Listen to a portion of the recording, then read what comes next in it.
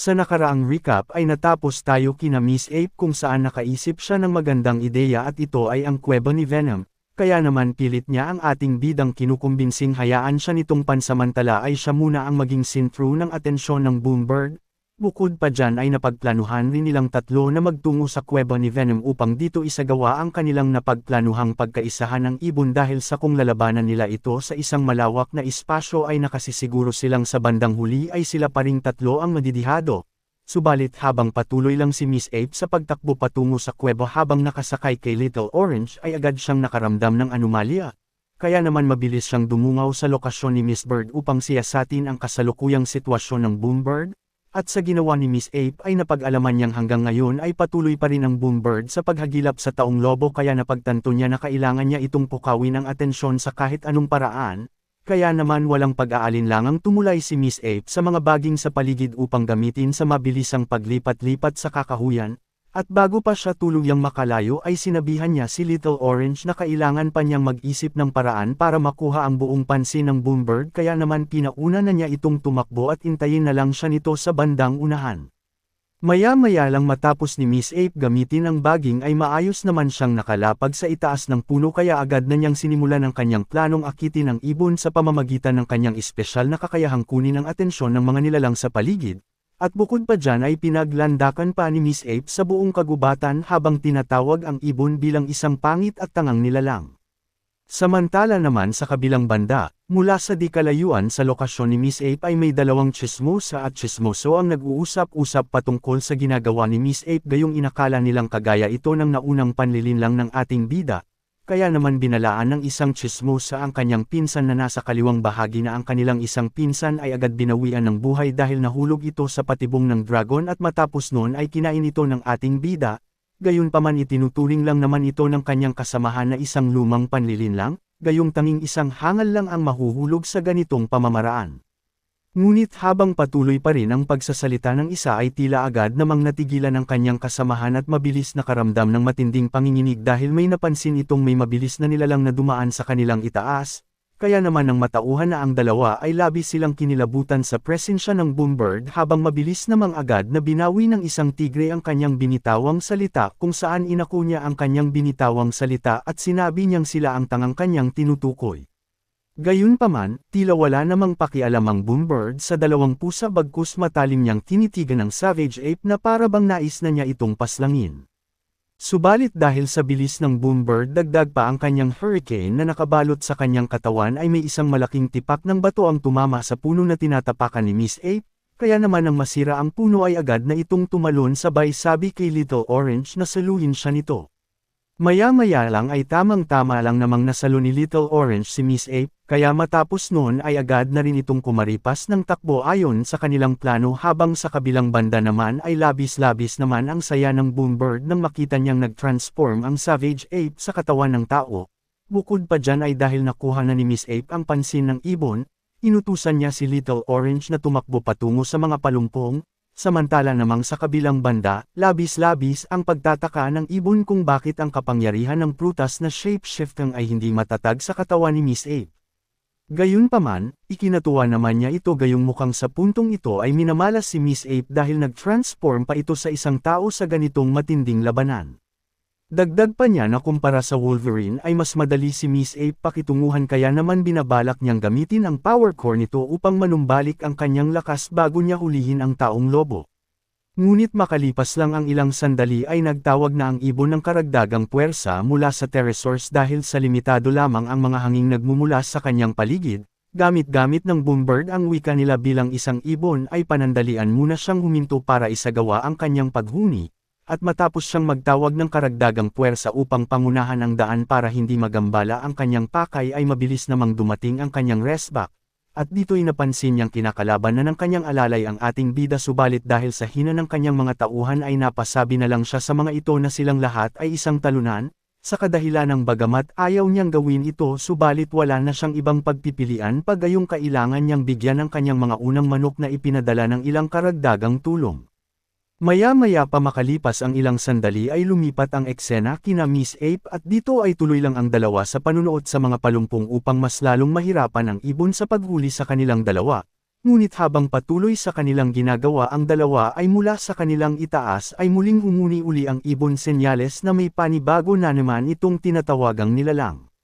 Samantala namang ilang sandali pa lamang ang nakakalipas ay mabilis nagsipagdatingan ang mga tinawag na nilalang ng Boombird, kung saan isa na rito ang mutated Archaeopteryx kasama ang mga nilalang na may pangalang Dodo na isa ring mutated na hayop dito sa kagubatan. Ang mga lumilipad na mutated Archaeopteryx ay mayroong sukat na umaabot sa 3 talampakan, habang ang bigat naman ng mga ito ay 3 tonelada. Bukod pa rito'y sila rin ay may pakpak at lumilipad na nilalang na may mga ulo, kuko at ngipin na maihahalin tulad sa isang ibon.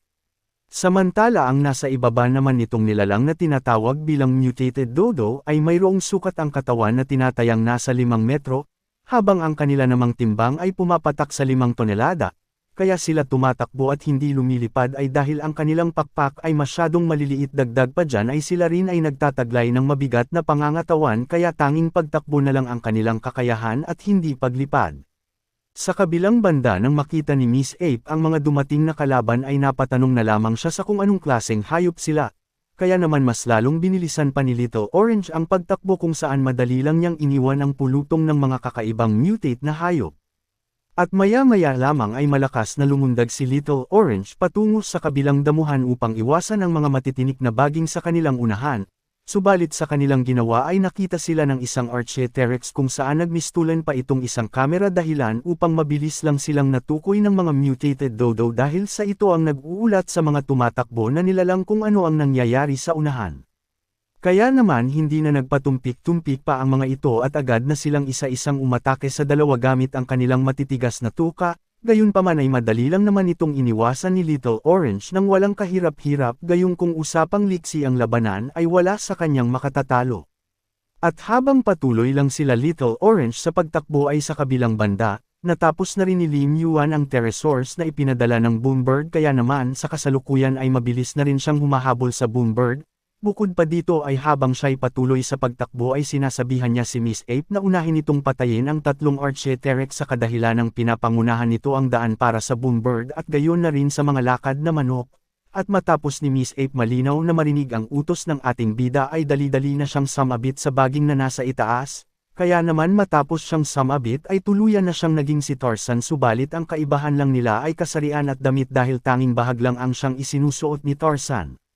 Maya-maya lang makalipas ang ilang segundo ay laking pagtataka ng isang Archaeopteryx nang makita niyang wala na si Miss Ape kay Little Orange. Subalit agad rin niya itong napansin nang magsalita ang babae sa kanyang itaas at tinatanong nito kung siya ba ang hinahanap nito, sabay sabing nandito lang siya habang kumikinang pa ang mga mata. Sa umpisa ay ginamit ni Miss Ape ang mga baging sa paligid, kung saan matapos niya itong ibigay sa isang ibon ay iniwan na rin niya ito, kung saan hindi rin naglaon ay sumunod na rin ang 2 pang kasamahan nito. At sa paglipas ng ilang sandali ay hindi na nakaalis pa ang 3 at tuluyan ng nabuhol ang naglalakihang mga baging, dahilan upang ang mga ito'y hindi na nakaalis pa.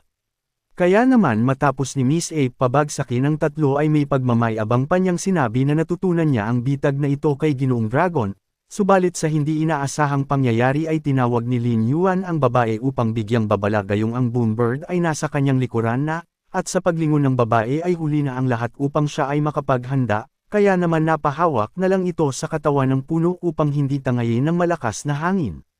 Samantala namang sa kabilang banda makikitang tila parang isang kalat lang para sa Boombird ang puno sa kanyang dadaanan, kung saan madali lang nitong nahahawi ang kanyang daan, habang sa likuran naman nito ay mabilis na tumatakbo ang ating bida upang tulungan si Miss Ape. At makalipas lang ang ilang minuto ay naabutan na ni Lin Yuan ang ibon sabay gamit sa kanyang Dragon Kill kasama ang kanyang kasanayang Thorn Armor. Subalit nang tatama na ang atake ng ating bida ay madali lamang itong pinawalang bisa ng ibon, habang galit na galit dahil nandito na naman ang tangang si Lim Yuan, kaya sinabihan nito ang ating bida na umalis sa kanyang paningin, at sa pamamagitan lang ng isang was-iwas ng ibon ay madali lang nitong napatilapon ang ating bida sa di kalayuan.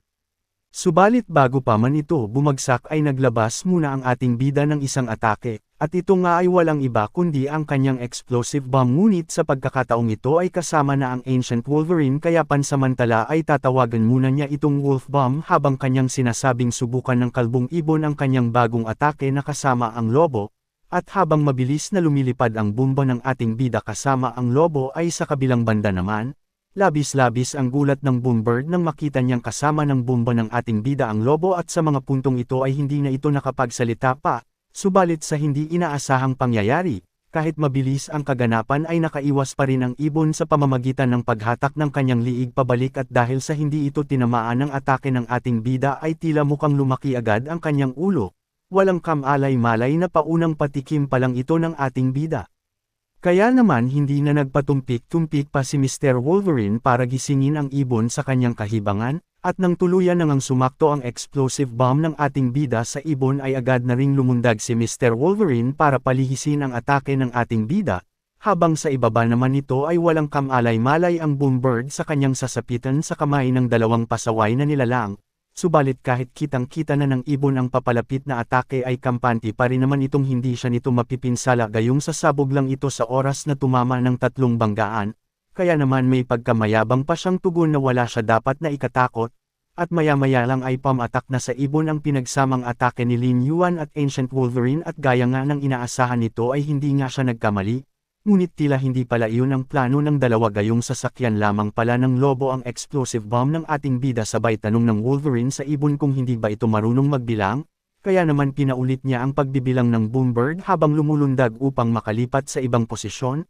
at matapos lang ng lobo kutsain ang ibon ay agad na rin siyang naghanda ng kanyang malakas na ataking tinatawag na dazzle/dahilan upang labis na magpawis ang Boombird habang pinapanood niya ang Wolverine sa kanyang ginagawa, at ilang sandali pa ang nakalipas. Walang pag-aalinlangan ng lobo inatake ang Boombird dahilan upang ito ay magtamo ng malaking pinsala, at habang bumabagsak ang ibon sa kabilang banda naman ay nabawi na rin ni Miss Ape ang kanyang sarili mula sa malakas na hangin kaya agad na rin itong sumakay kay Little Orange upang ipagpatuloy ang kanilang nasimulang plano. Bukod pa rito ay labis ang kanyang ginhawa dahil muntika na siya dong matuluyan kaya sinabihan niya si Little Orange tumakbo gayong malapit na sila sa kanilang pakay. Samantala namang sa kabilang dako labis-labis ang panggagalaiti ng Boombird sa kadayaan ng dalawa, kaya naman sa galit nito ay malakas niyang isinigaw na pagbabayaran nila ang kanilang ginawa.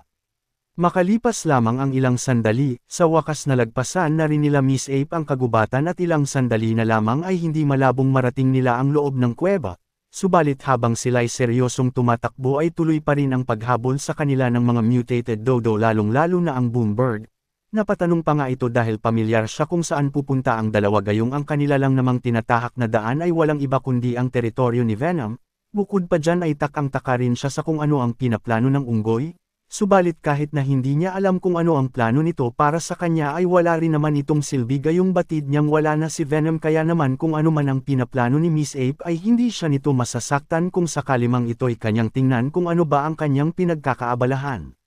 Maya-maya lang makalipas ang ilang sandali ay tuluyan na ring nakapasok sina Little Orange sa tunnel, samantala nang makita ito ng mga mutated dodo ay agad silang natigilan habang may halong panginginig dahil sa kilabot na baka buhay pa si Venom, dahilan upang maging ang pinakahuli na tumatakbong mutated dodo ay sumalpok sa mga nauna kaya't nakabuo sila ng isang bungkos ng mga manok, at dahil sa wala ang mga itong lakas ng loob upang pasukin ang kuweba ay tanging tingin na lang ang kanilang nagawa. Maging ang mga ibon na kamera ay hindi na rin nakasulyap pa upang pangunahan ang daan, habang nagaganap iyon ay sa kabilang banda naman ay labis-labis ang nararamdamang saya ni Miss Ape nang sa wakas ay natapos niya na rin ang kanyang gawain kasama si Little Orange, subalit nagtataka siya kung bakit hindi nakasunod ang Boombird sa kanya, at sa kanyang paglingon ay narinig niya ang pagsasalita ng ibon kung saan pinapagalitan nito ang kanyang mga alagad kung saan sinasabihan nito ang lahat na silang lahat ay isang bungkos ng mga talunan. Sa kadahilan ng patay na si Venom subalit ang kanyang mga alagad ay takot na takot pa rin pasukin ang tunnel,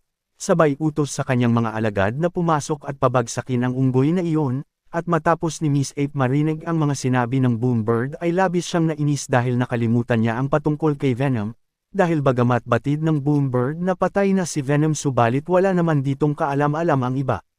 Gayunpaman makalipas ang ilang sandali ay napatawa siya dahil nakaisip siya ng isang magandang pankak at gayong tiyak na magkakandaihi ang mga alagad ng kalbong ibon sa oras na makagawa siya ng ingay na kahalintulad ng ungol ni Venom.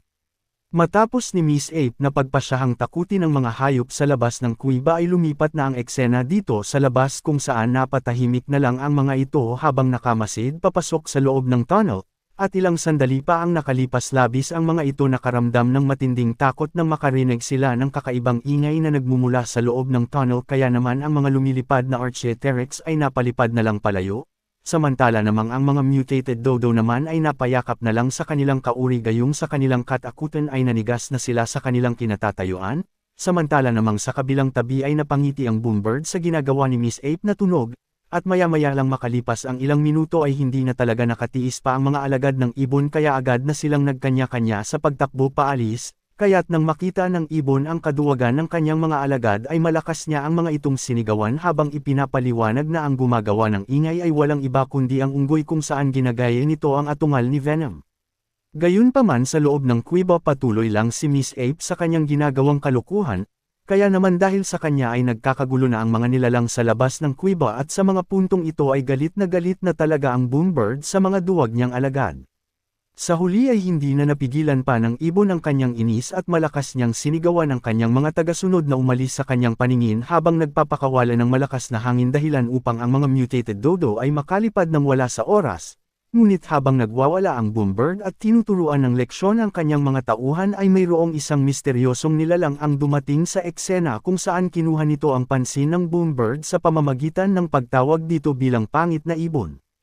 At matapos lang nitong palingunan ng Boombird ay agad na niya itong binati kung saan bilang regalo, hinati niya ang malaking bato na nasa kanyang tabi gamit ang kanyang sandata upang ipadala sa kanilang unang bisita na siya ring dahilan upang ang bato ay mahulog mula sa itaas ng mabilis, hanggang sa ito ay tumama sa likuran ng Boombird kaya naman malakas na tumalbog ang ibon kasama ang regalo ng lobo, subalit sa hindi inaasahang pangyayari ay nagawa pa rin itong humawak sa gilid ng kuweba kaya panandalian muna itong natigilan sa bunganga ng tunnel, gayunpaman nakahanda naman si Lin Yuan sa ganitong pangyayari, at upang tuluyang mapapasok niya ang Boombird ay ginamit ni Lin Yuan ang kanyang Dragon Kill. Kasunod nito ay sinamahan pa niya ang kanyang atake ng isang malakas na puwersa na nagmumula sa taas ng kanyang pinanggalingan, at dahil sa walang kamalay-malay ang Boombird sa panibagong paparating na atake ay hindi na ito nagawa pang umilag, kaya naman buong-buo niyang sinalo ang atake ng ating bida palalim ng tunnel. Bukod pa dyan ay hindi pa dito natapos ang lahat at gamulong pa ang dalawa medyo may kahabaan hanggang sa halos umabot na sila sa kalagitnaan ng butas, maya-maya lang ay huminto na rin ang dalawa. At sa paghinto ng ating bida ay naunang bumagsak ang kanyang puwet sa lupa, kaya naman dali-dali itong bumangon habang nakahawak sa kanyang puwet at sa mga puntong ito ay napag-alaman ng ating bida na kaya siya naging tao ay dahil sa nakaramdam siya ng hindi birong sakit ng katawan.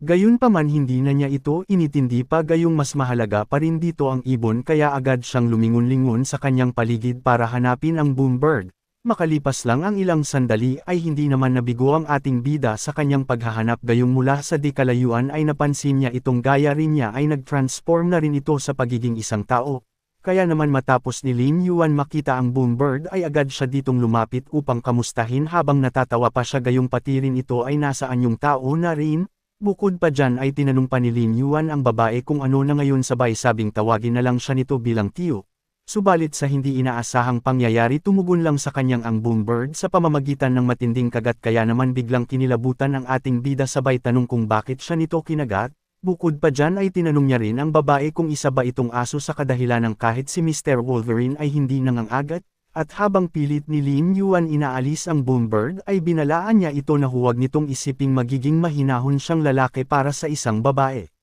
Gayunpaman sa sandaling iyon ay bigla rin siyang natigilan nang makita niya ang sugat ng babae sa kanyang liig gayong medyo nakaramdam siya dito ng awa. Sa una ay sinubukan pa sana ni Lin Yuan itong hawakan subalit nang mapansin ng Boombird ang binabalak ni Lin Yuan ay agad niyang tinapik ang kamay ng ating bida palayo. Kaya naman mabilis si Lin Yuan humingi ng tawad sabay tanong kung nasaktan niya ba ito. Subalit hindi naman sumagot ang babae sa katanungan ni Lin Yuan bagkus nag-aalala pa siya sa kasalukuyan niyang anyo gayong takang-taka siya kung bakit siya nasa katawang tao.